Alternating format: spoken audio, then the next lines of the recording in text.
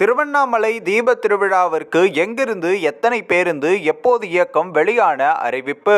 திருவண்ணாமலை அண்ணாமலையார் கோவிலில் கார்த்திகை தீபத் திருவிழா வெகு விமர்சையாக கொண்டாடப்பட இருக்கிறது.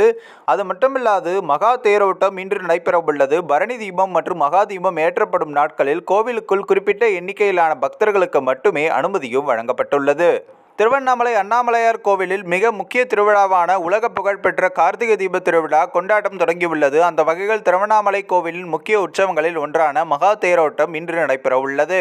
மேலும் வருகிற 13ஆம் தேதி அண்ணாமலையார் கோவில் கருவறையில் அதிகாலை 4 மணிக்கு பரணி தீபமும், அன்று தினம் மாலை 2668 அடி உயர மலையின் மீது மகா தீபமும் ஏற்றப்பட உள்ளது. இதற்கான பணிகள் தீவிரமாக நடைபெற்று வருகிறது. இந்த நிலையில் பரணி தீபத்தை காண லட்சக்கணக்கான மக்களும் கூட உள்ளனர்.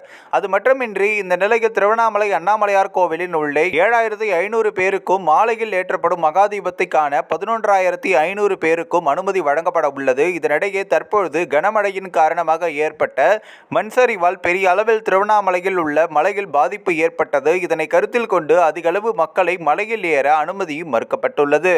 இந்த நிலையில் திருவண்ணாமலைக்கு செல்ல பக்தர்கள் ஆர்வமுடன் உள்ள நிலையில் சிறப்பு பேருந்து தொடர்பாக அறிவிப்பும் வெளியாகியுள்ளது.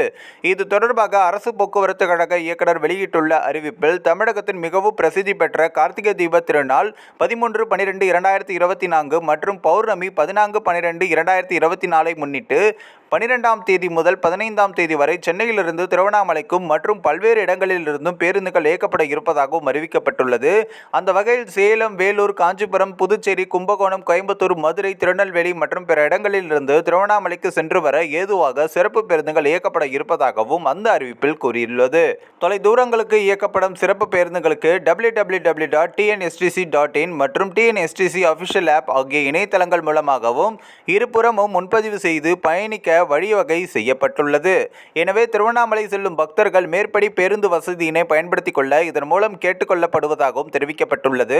அந்த வகையில் சென்னையிலிருந்து திருவண்ணாமலைக்கு வருகிற 12ஆம் தேதி முதல் 15ஆம் தேதி வரை 1982 பேருந்துகளும், மேலும் தமிழகத்தில் பல்வேறு இடங்களில் இருந்து திருவண்ணாமலைக்கு 8127 பேருந்துகளும் இயக்கப்பட இருப்பதாக அறிவிக்கப்பட்டுள்ளது. ஒட்டுமொத்தமாக 10,109 பேருந்துகள் இயக்கப்பட இருப்பதாகவும் அறிவிக்கப்பட்டுள்ளது. இந்த ஒரு வீடியோ குறித்து உங்களுடைய கருத்துக்களை நீங்க மறக்காம கமெண்ட்ஸ்ல சொல்லுங்க. நம்ம ஏஷியாநெட் நியூஸ் தமிழையும் தொடர்ந்து ஃபாலோ பண்ணுங்க.